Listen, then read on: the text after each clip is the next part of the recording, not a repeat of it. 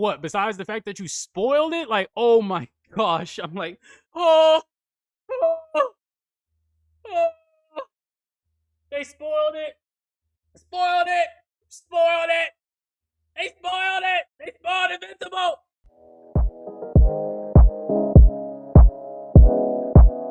We going higher and higher, higher, until we on top. What if Nolan Grayson, Omni Man, was born with his memories?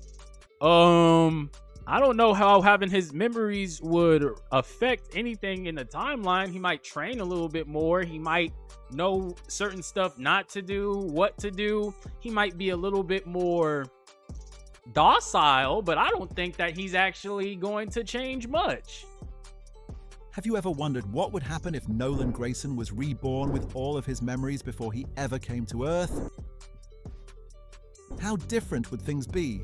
Would he be able to save the people he lost? And most importantly, could he finally stop Thrag before the war costs everything? So as Nolan is reborn, the first thing he would see is Viltrum, not Earth, not Debbie, not Mark, just the planet that built him into a conqueror for 2,000 years. Why would he be reborn with his memories before Earth though? Like, that's so weird. And with all of those memories sitting behind his eyes, he would just stand there for a moment. Because this version of Nolan isn't the warrior who left for Earth with nothing but a mission. He's the man who held his son for the first time and understood immediately that nothing the Empire told him about weakness was actually true. He's the man who chose Debbie. He's the man who died for Mark. And Whoa, what the fuck? What kind of fucking spoilers are these? What the fuck? Wait! Where the fuck was the spoilers? Nigga, where was the spoilers? What, like, fuck, put a fucking spoiler notice in here. Like, motherfucker, like, who, like, the fuck? He dies? He dies. Omni Man dies.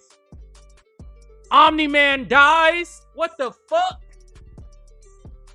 Bro, I hate comic readers. I hate manga readers. Like, why would you even put this fucking on the internet, G? What the fuck? Boy, I'm gonna have to put a spoiler notice in this video when I post it. Like, spoiler alert. If you haven't read the Invincible comics, you're going to be fucked over with this video. So if you just want to watch the show, don't watch this video. Like, bro, what? Fuck. Like, he dies? he's standing on Viltrum knowing he has to go back and do the whole thing over again. But this time, he already knows how it ends. Now here's the thing about the memories Nolan is carrying. He knows about the Guardians massacre, knows about the cornfield fight, knows about every person he hurt and every year he wasted carrying a mission he never should have followed through on. But the most important thing he knows is something he only found out right before he died. He is the son of Argol, the rightful heir to the Viltrum. Ooh, what the fuck? Nolan Grayson. Nolan Grayson is the son of Argol. What the fuck? Like, what the fuck? Empire. In the original timeline, Thrag only discovered this after a Viltrumite scientist ran Mark's DNA during his Scourge virus treatment. And the moment he found out, Thrag killed that scientist on the spot to bury it, then tried to kill Mark. Then went after Nolan privately and revealed the secret as a final twist before trying to finish him off. This Nolan already knows all of it, which means Thrag's biggest weapon, the secret he had been sitting on for thousands of years, is already gone before the story even starts. So he's known this the whole time?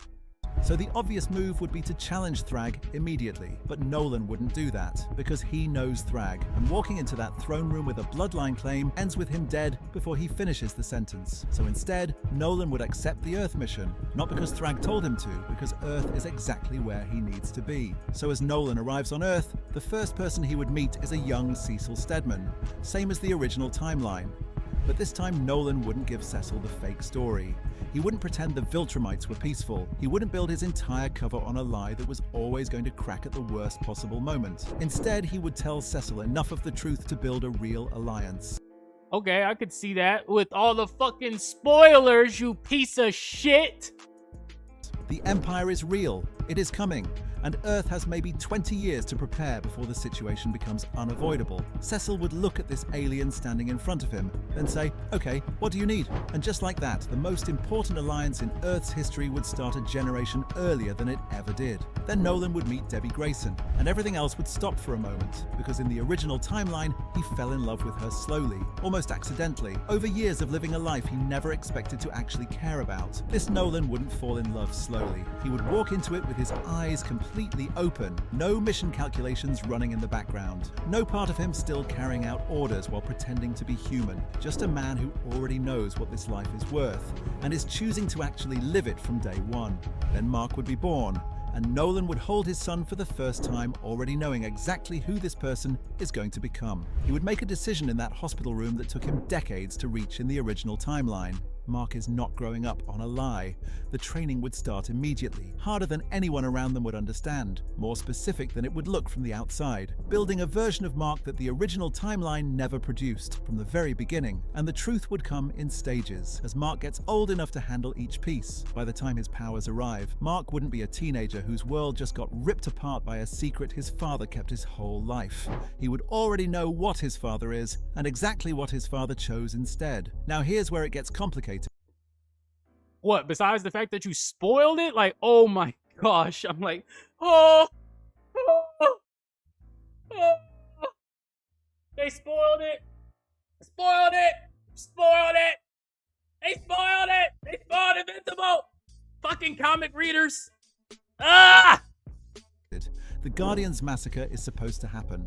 Thrag is waiting on a progress report. The Empire wants to see Earth being weakened on schedule, but Nolan wouldn't kill the Guardians. Instead, he would sit down with them directly, tell them the same thing he told Cecil. The Empire is real, it's coming, and the most powerful superhero on Earth has been an advanced scout this entire time, and has decided to do the exact opposite of his mission. They wouldn't trust him immediately, obviously, but Nolan would give them something to verify. Details about the Empire that nobody on Earth could possibly know unless they were telling the truth.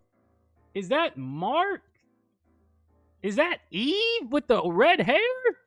Truth, and slowly, the Guardians would start to believe him. No massacre, no Cecil scrambling to rebuild Earth's defenses from scratch. No years lost, just Earth's best heroes finding out about the Viltrumite threat way earlier than they were supposed to, and starting to prepare immediately. Alan the alien shows up on Earth looking for the planet's champion. Nolan would already be waiting for him. In the original timeline, he fought Alan every year for 15 years and never once thought to just talk to him. This time, Nolan would step forward and say, I know who you are. I know who you work for. Tell Thaddeus that Argyll's son wants to meet. Alan would freeze completely, get on a communicator, and the Coalition, which was building its entire war strategy on incomplete intelligence, would suddenly have a 2,000-year-old Viltrumite warrior who already knows how the war ends when nobody has the right information going in. Thrag would be monitoring Earth's progress, and the numbers wouldn't be adding up. That would make sense. Earth isn't getting weaker. The heroes aren't being undermined. If anything, Earth is getting stronger and more organized than any infiltrated planet has any right to be.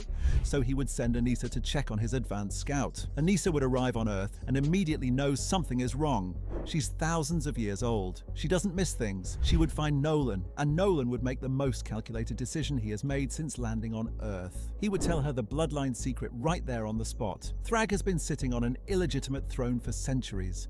The real heir is standing in front of her, and if she wants to serve the actual Empire instead of the man lying to it, she needs to choose a side right now. Oh, that's a good thing. I said, yeah. But shit, that caught me off guard that fucking Nolan is the descendant of Argyll himself. Like, literally, it's like, all is ours, Argyll. Anissa wouldn't switch immediately. She's too experienced for that. But she wouldn't report back to Thrag either. She would buy time. And in this story, and that's everything, Thrag wouldn't hear from Anissa when he expected to, so he would send Conquest, his nuclear option, the Viltrumite who has never failed to complete a mission.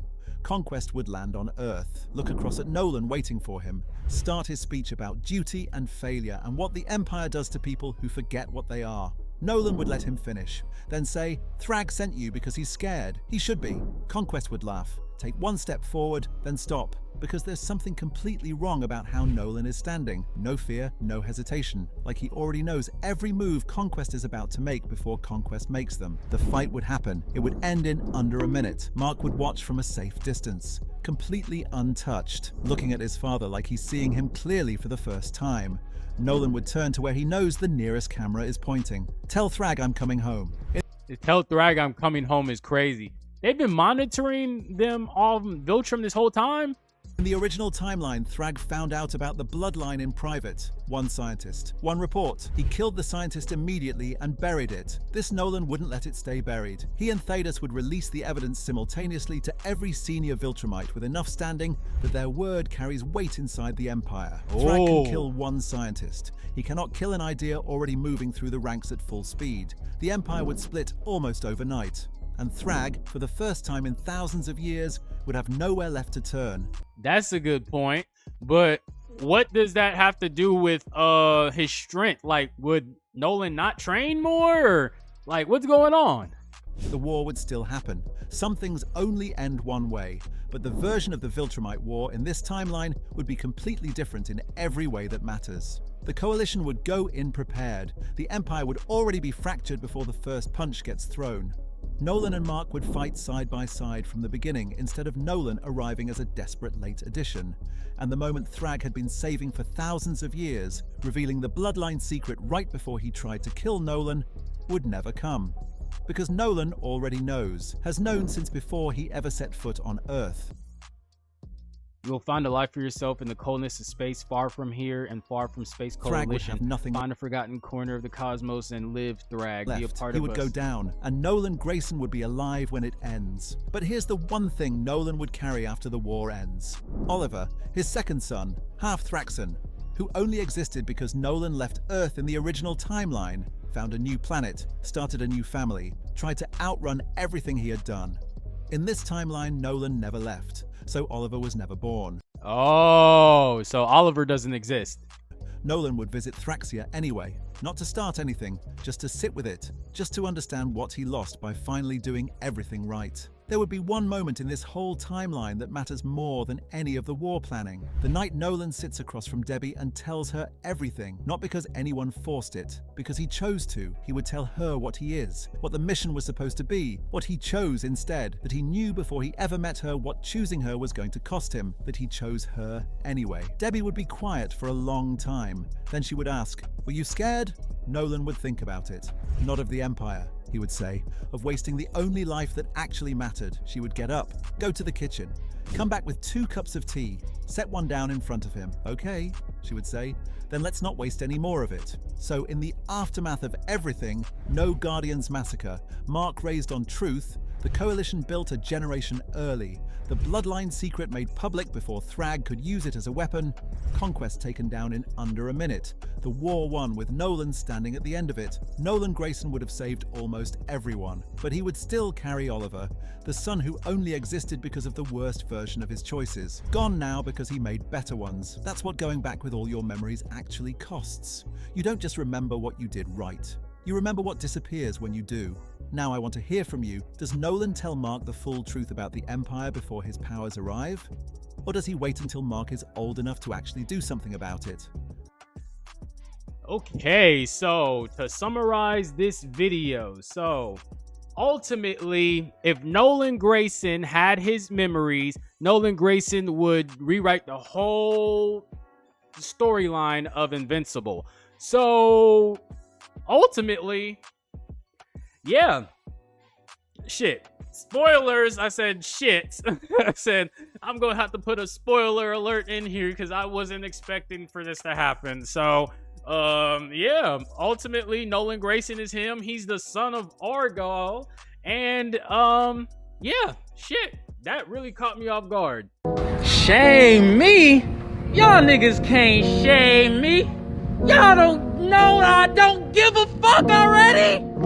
Y'all can't shame a nigga. Y'all got me fucked up. What's your name? Shame.